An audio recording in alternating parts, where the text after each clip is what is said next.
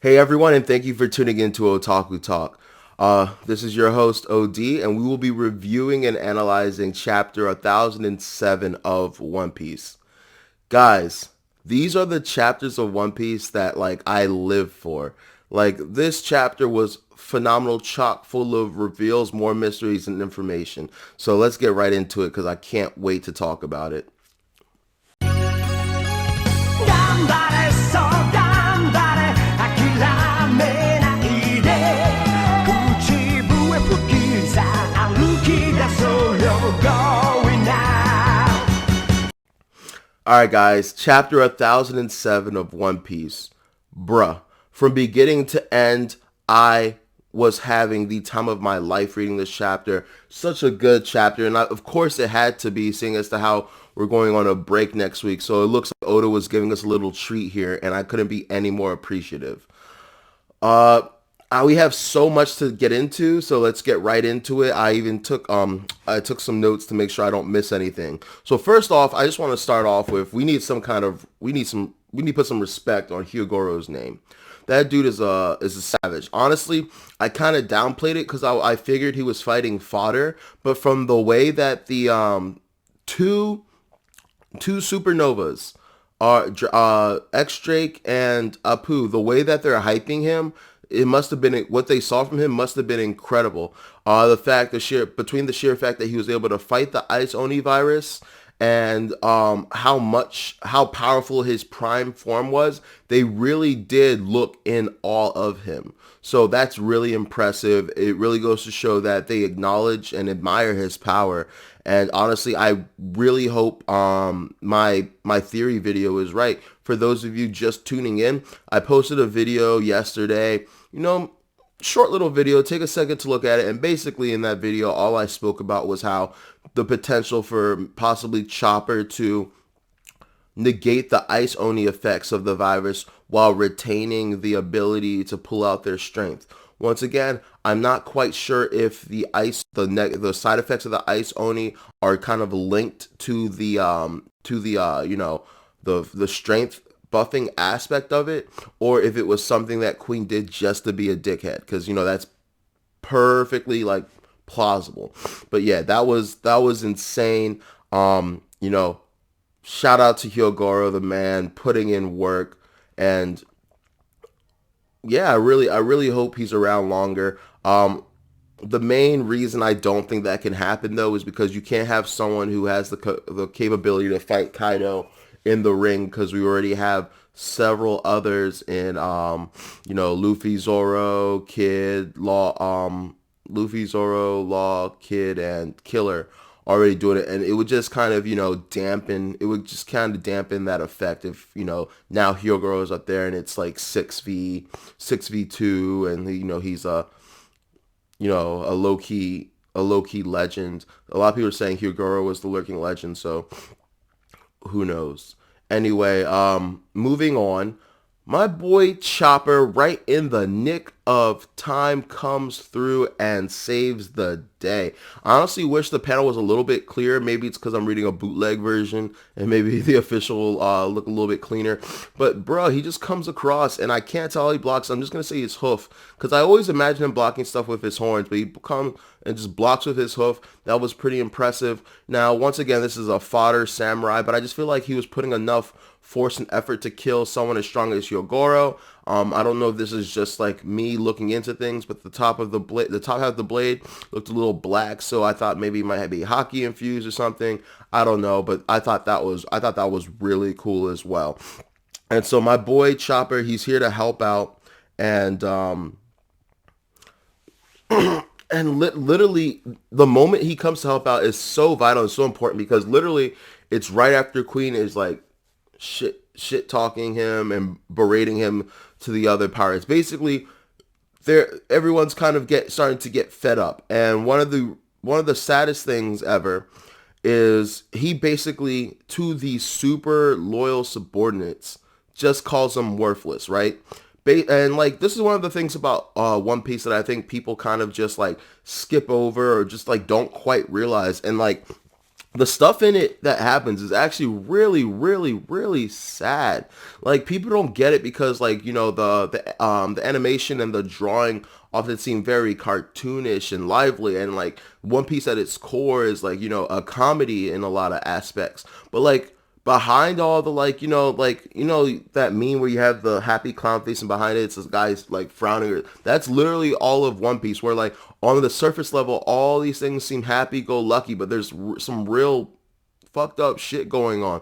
Like right now, I don't think a lot of people sometimes get the seriousness of the smiles, just simply because it seems funny like how these guys are always laughing, but like instead of imagining them laughing, think of them crying in pain every time they laugh or something, because you have to realize they can't do anything. Anyone who was a fan of comics growing up or watched the Batman cartoons, you guys remember every time the Joker showed up, he'd release his laughing gas, and the victims would be like ah, but like they're dying, they're in pain, they're like they can't do anything but laugh, but like they are not happy. It's very clear they are not happy, and like that's the point I'm trying to express here, especially like once again with like Doflamingo, like they had a bunch of toys, and like that seems cute and whimsical until you realize like no, it's just kind of basically like a form of like slavery that they can't control. All the like just all the other times that like some serious shit has happened in the series, and it's kind of been brushed off because of like the happy-go-lucky nature. Like for example, once here's another example. Big Mom has taken a bunch of people's souls and put them in like these just random inanimate objects, and now your soul is just like a cupcake now for whatever reason.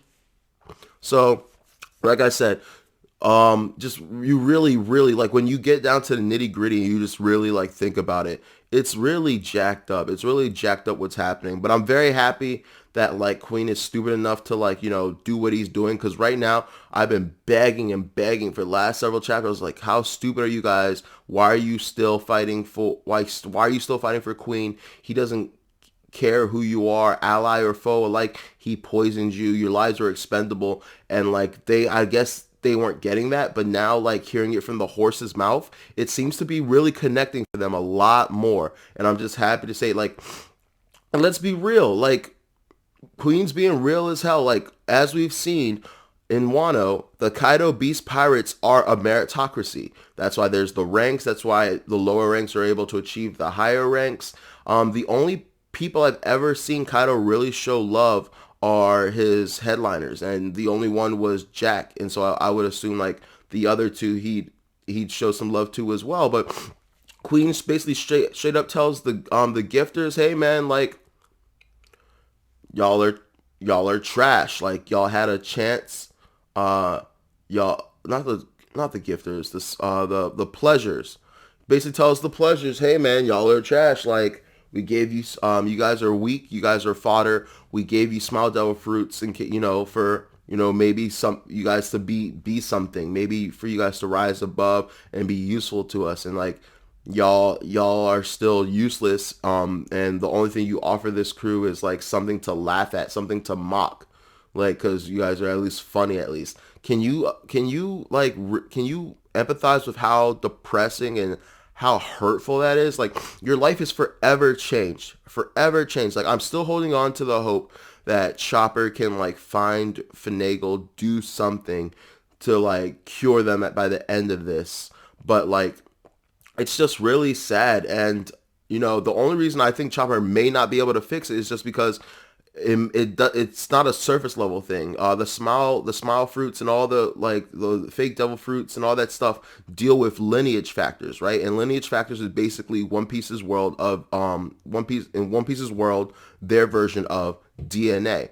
And so in order to like fix them, he would have to do some real like genetic gene splicing and stuff like that. So like I don't know if there's hope for them. I really do, especially for like don't forget about like people like Otama and stuff like that. So maybe he will come across something, but yeah, man. And then he tells the waiters, this one's even harsher. He tells them they're completely useless because, as we all know, the smile factory is just completely destroyed. No one can make him again. The only person is Caesar, and he's MIA at the moment. So like in that regard, like he tells them, y'all are just straight useless. Like y'all will never be anything. And he is basically toting himself as this like God doing them a favor. Like, hey, I'm giving you an opportunity to be useful. And we've seen this time and time and again in many anime and many manga. Like the pat themselves on the back, feeling like, hey man, like at least in your death you can be useful. Hey man, like I'm gonna give you this self-destructive power, but hey, be happy that you get to be strong for a little bit because otherwise you're not. And that stuff's really messed up. That stuff's for the birds. Like that's like it's disgusting, and I like it because Oda's trying to help us. Oda's trying to help us, not help us. We don't really need any more help, but we're rooting for them. We're rooting for them tremendously. But yeah, he just lets them know that they're expendable, which is something interesting. We've seen a lot of pirate crews in this series, and we see how different people are treated. And this is just one of those times where once again we see a pirate crew that all they value is power. They don't have any real camaraderie. We see all the good pirates we like, Luffy, Whitebeard, a handful of them, like they treat their crew like family, and that's like the ideal we have. But then we've been seeing all these different Yonkos and how they treat their crew. We had Big Mom, who her crew pretty much like is her family, and she still treats them like trash. So like I just love the message that Oda's trying to send. He's like, find people that you want to be with that are your friends and family and that you choose. Because I'm one of those people that believe, screw familial connections. If your family is trash, your family is trash. You shouldn't be emboldened or entitled or held to like anyone that's toxic and stuff like that. And as you can see, like Big Mom actually has a pirate crew of her family, but like the love there, it's not really there because of selfishness. And then like you had Kaido, he does have some love. We've seen his compassion. We've seen his compassion and empathy with Jack, but clearly how the rest of the crew is run, they don't all get the same privilege. So that's really interesting. I love how Queen tries to, put Chopper on the same scumbag level as him by telling him that like, treachery is in a pirate's nature. But no, like it's simply in your nature, and that's like what you choose to believe. That's simply what you choose to believe like a pirate does. That's how a pirate lives. One of the greatest things about Luffy is from day one, he always tells people like like everyone has always come up to Luffy and always said stuff like along the lines of, pirates are bad. Aren't you supposed to be bad? I was told pirates are bad. And Luffy is always like, you decide, you tell me, you come up with your own decision. Because that's what like, I think at its core, One Piece is trying to tell you. Don't listen to the birds out here trying to tell you how to think. What do you see? What do you believe? What is your idea of right or wrong? And by the way, your idea of right or wrong can be right or wrong. The point of the matter is, at the end of the day, live for yourself and no one else, which I really think is a really important story. It's something I've struggled with for a really long time. That's part of the reason why I did my podcast. I mean, my podcast, web show, whatever you want to call this, because for a long time, I wanted to do this over a decade ago, way over a decade ago, maybe 15 years ago, right? But like I always gave myself reasons not to and like gave up on myself. And I was like, whether this is successful or not, like it's something I'm passionate about. I love One Piece and I love manga, and I want to do something like this. And so I did it. And so that's kind of like the message, and that's One Piece helped me with that. Like, live your life and do what you're supposed to do. So that was really interesting. And yeah, like it just goes to show like not all pirates are treacherous. You don't have to believe the hype. You don't have to believe the stereotypes. Live your life how you choose to live your life and be the person you want to be. So anyway, they're finally switching sides as I wanted. Super happy, super excited to see that. About time. Honestly, I wish it was a little sooner, but they have to like, they got they got the kick in the ass they needed. My boy Chopper comes out with the Chopper phage nebulizer, which for a lot of you who don't know, a phage is something called a bacteriophage. One of the times my pursuit of my biology degree is coming in handy. And basically what a phage does is it's a virus that injects itself into bacteria and then uses that bacteria that it's living in to, create copies of itself and then go out and, do whatever it does. So basically, like Chopper said, he created his own virus to counteract Queen's virus, and it's and then in order to disseminate it around to everyone, because like he said, he's not gonna have time to run around and like here, here, here, here. I thought maybe Usopp would be around to help with that, maybe shoot the antidote around, but obviously he's not there. So Chopper was able to, being the genius doctor he is, put it in nebulizer form. And for anyone who's not familiar with nebulizers, basically, it just makes your medicine into like an aerosol, inhalable aerosol. It's good for people. People with asthma use it a lot. So basically, he just injected the medicine into the air so that it's all breathable. Something that I really found interesting, and I really hope it's a nod to Dr. Hiruluck, was was the nebulizer itself and how it was in the shape of Chopper. I'm really hoping that in the anime it's pink. I just think it'll be kind of like a throwback to how Dr. Hiruluck wanted cherry blossoms to bloom in Drum Island, which for anyone who's not familiar, the reason that was such a crazy idea is because like Drum Island was a snow island, so like no trees or anything like that could ever grow. But he was able to do this thing where he injected, I don't know, pink dirt into high in the atmosphere so that when it snowed pink snow. And so he like it came up from this, I don't know if it was a factory or a building, but there was basically this big cloud above it, and it looked like a giant cherry blossom tree, and it was a really emotional moment in time. I also think that's part of the reason why Chopper is so into cotton candy, because it reminds him of that. So yeah, I really hope that when this is animated and or colored, that we will see that it's pink and that it's it's kind of reminiscent of Dr. Hiruluck, because that would be dope. Moving on, I love the fact that Chopper is furious right now. As a doctor, his whole mission in life, his whole goal is to protect people, to cure people, to heal people, right? And to see someone who's using their knowledge to create viruses, he is enraged. I love the way Oda displays emotion in this, and you can see it's mainly in the eyes how upset Chopper is, and he's like, you don't play around with you don't do it. You don't play around with viruses. Like, you can't control them. And that, honestly, that part really hit hard, especially seeing to the fact that we're in a pandemic right now. So I think this is something that's going to hit everyone really, really hard right now, because we are currently living in one of the worst pandemics of our history. And this dude is out here playing with viruses and basically potentially making his own. Yeah, like, this virus is semi-contained because they're on an isolationist country, and once it's run its course, everyone dies. But you never know. Viruses mutate, things happen, right? Even though I know, actually, as I said that, I kind of got a little worried about Choppers, but maybe it mutates in a good way, and I get my theory. But pure comedic genius. Oda is the greatest at comedic timing, comedic genius, because literally right after this serious scene that has us like hype, angry, we get the comedic relief, and I just died at the face fault of Marco and everyone else there who got to see Monster Point Chopper, because I think for pretty much everyone there, they've never seen Chopper and Monster Point.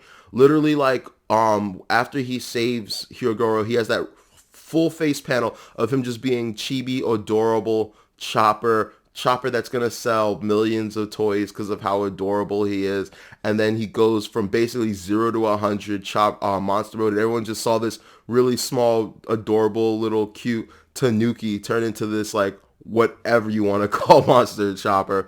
And the face fault was perfect because literally everyone that face faulted literally had just called him a Tanuki. So basically what happens is he's like, let me get this straight, I'm not a Tanuki.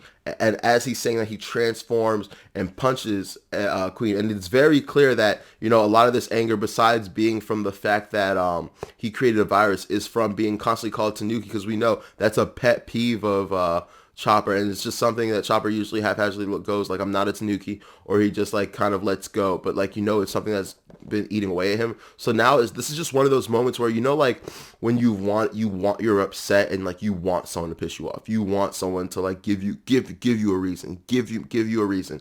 Queen gave him a perfect reason, and he full out went ham on him. First of all, this dude drew blood, bro. He drew blood. Like, I'm not sure if Queen just wasn't prepared or anything like that. I was really not. I was really not expecting a Chopper versus a Queen battle. I thought it would be interesting because technically they're both doctors, scientists, blah blah blah. But the fact that Queen is the second in command right after King, well, maybe second commander level.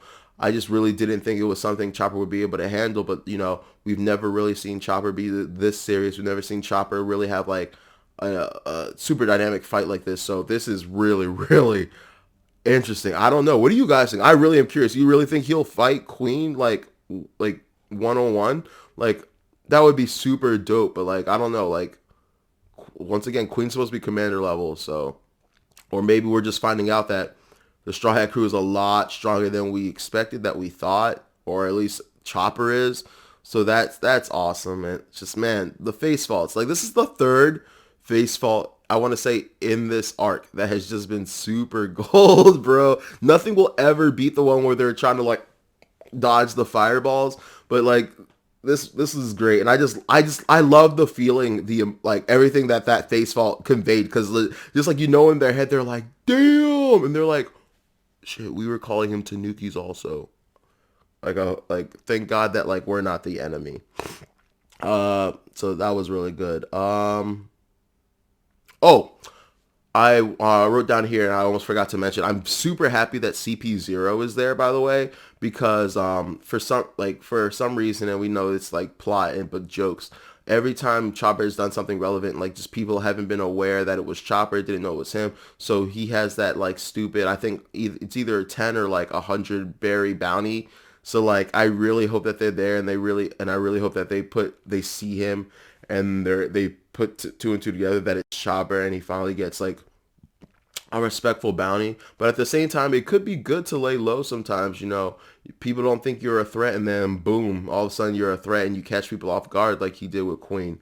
So that's really, really interesting.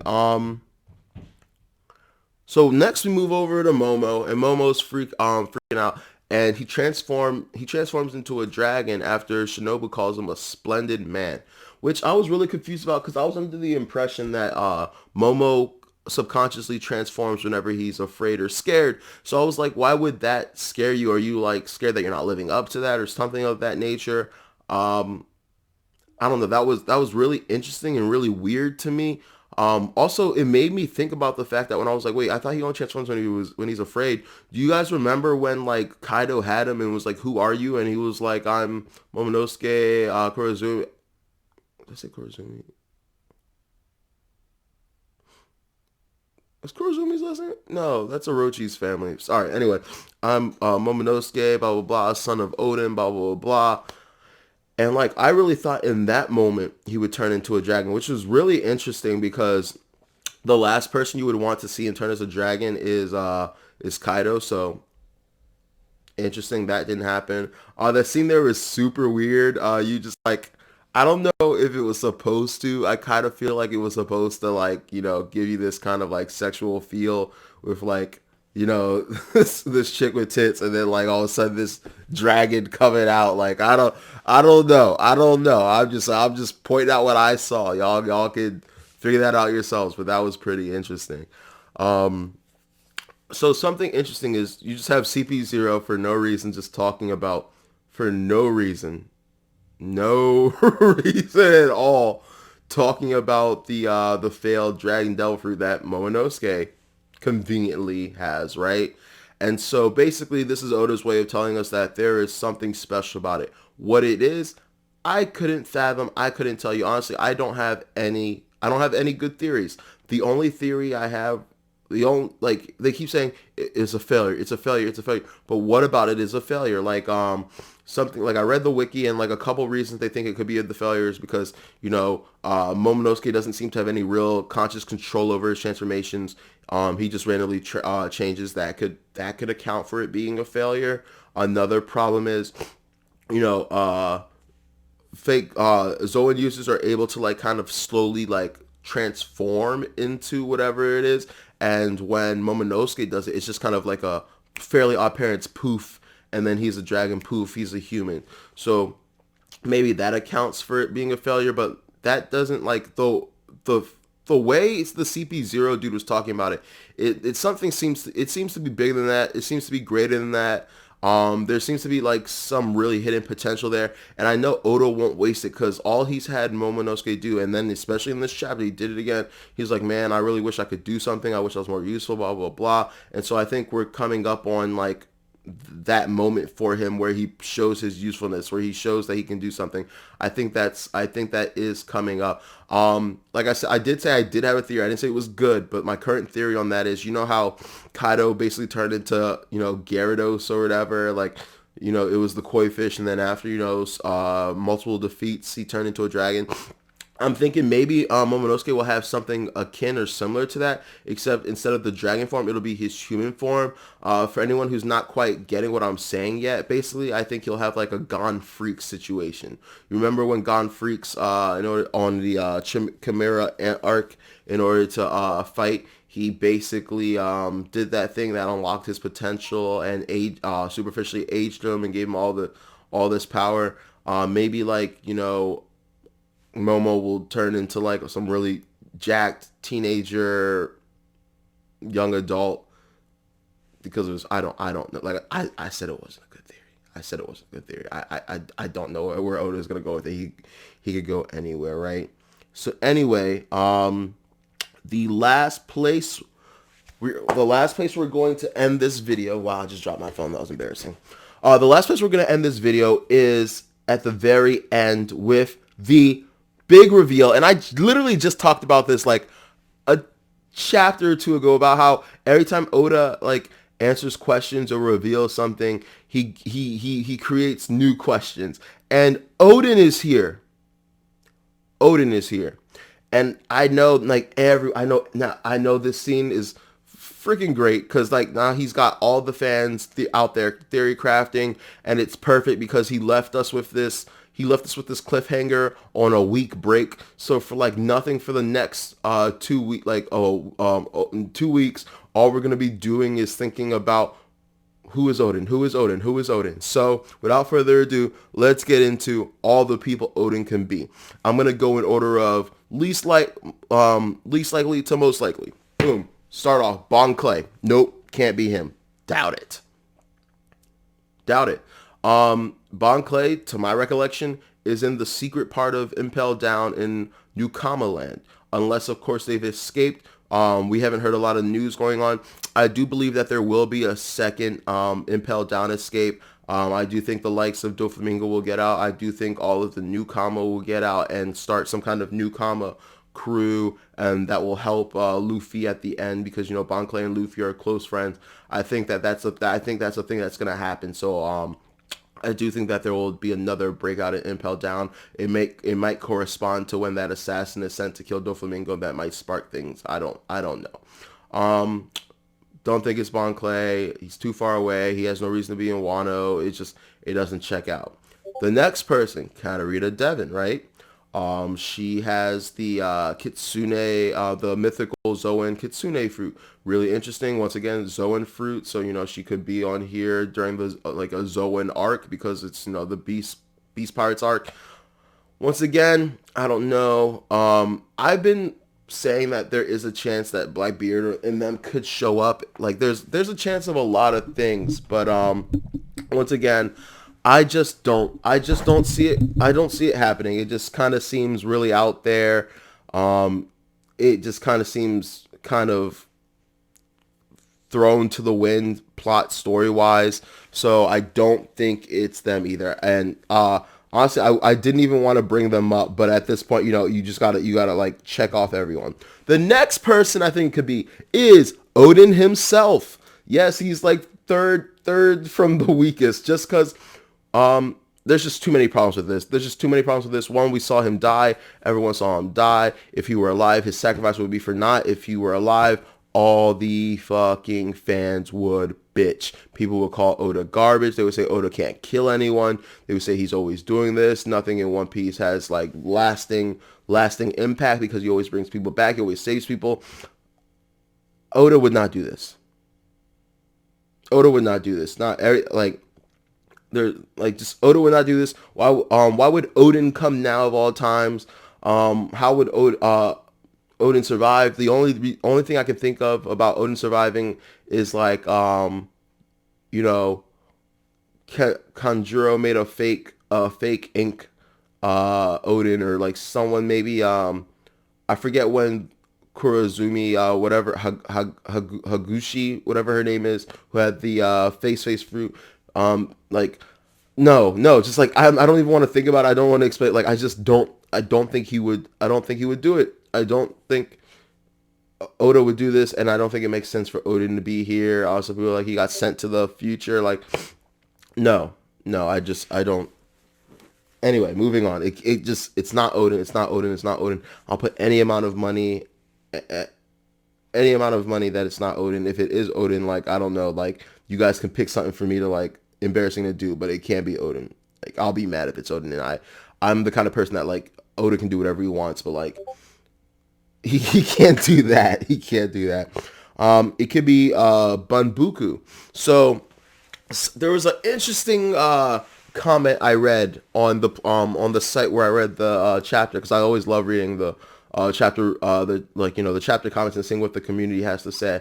And somebody was like, Oda could be doing one of his genius shits, and basically he's just telling us that, like, in the, how the how the title is Tanuki-san. So, it's one of those red herrings that Oda is great at. And, we can focus the whole time thinking that, we can just assume that, Tanuki-san is, Chopper, right? But maybe it's the Odin at the very end. And so I quickly Googled to think, like, first of all, I Googled, do Tanuki have shape-shifting properties? The answer to that was yes. And then I Googled, all right, who are any Tanuki in the series? Because I could not, for the life of me, remember if there was a Tanuki. And then we have Hutetsu's teapot. You guys might not remember, but Hutetsu, the one that is a descendant of the sword makers, he's been taking care of Otama. He has a tea kettle that ate the Tanuki devil fruit. I don't know if it's a mythical devil fruit. If it is mythical, even more so reason. And Tanuki do have the lore that they're able to transform. So that's on there. That's like, that one right there is in the middle of, could be not. It's not on the bottom of one of the weaker theories, but it's not at the very height of the stronger theories. Now, these next ones are the most likely, in my opinion. So the second best one, it could be Kanjuro, right? I know, he's a traitor, but what if he's doing some super espionage shit? Trust me, I've watched that anime to see that some people think that doing these convoluted espionage things is like the right thing, is the only thing. Not Sasuke. Itachi thought the smartest decision at the time was to eradicate his whole clan, not relocate any of them, not hide any of them, not execute his friend Shishue's original plan, because he got his eyes. He could have just went ahead and used the Kodo, what's it called, Kodo Tsukiyomi or whatever, or whichever the strong form of Suki, or the regular Tsukiyomi, whatever that genjutsu that only his friend could do, where people didn't even know. Could have went ahead and executed his plan. No, I'm gonna eradicate my whole family. So, people in anime are notorious for, I have to do this. So maybe Kojiro decided, I have to pretend to be a bad guy. I have to really, really make the Scabbards think I'm a bad guy. So yeah, it could be Kanjuro using his painting skills to bring Odin to life. The only problem is, like, we've never seen like a something this clean. But once again, I said earlier that the Kanjuro that got killed could have been a drawing himself. So maybe, like I said, he could draw a lot better than we've seen, and this is that. So that's my second theory. My first theory is that it's Onimaru. For anyone that doesn't remember Onimaru, originally when we first got introduced to Onimaru, he was that dude on the bridge who was going around collecting weapons and stole, what's it called? Shishue from Zoro, the what's his name, Ryoma's sword. He was a really big dude, and he was the one that like got the sneak attack on Zoro while Zoro was trying to fight Killer at the time, who we didn't know who was going by, I think, Kamazu or Kamozu. And so we find out later that it's Onimaru, who's basically a shape-shifting kitsune, um, who used to hang out with the Shimotsuki, one of the Shimotsuki ancestors, and then eventually became friends with Kawamatsu. And here's where it gets really interesting, and really this is why the reason that it's my first choice is because him and Kamawatsu become really good friends, and then later on, when Kawamatsu and Hiyori become reacquainted, Kawamatsu tells Hiyori about Onimaru. So it's not within like a stretch of the imagination to believe that Hiyori ran into Onimaru sometime during this whole kerfuffle, and she's like, "Oh my God, Kawamatsu told me all about you. They're in danger. We need to help them. Blase, blase, blah." And maybe because like we all know Hiyori has healing capabilities. We saw the hair danglies.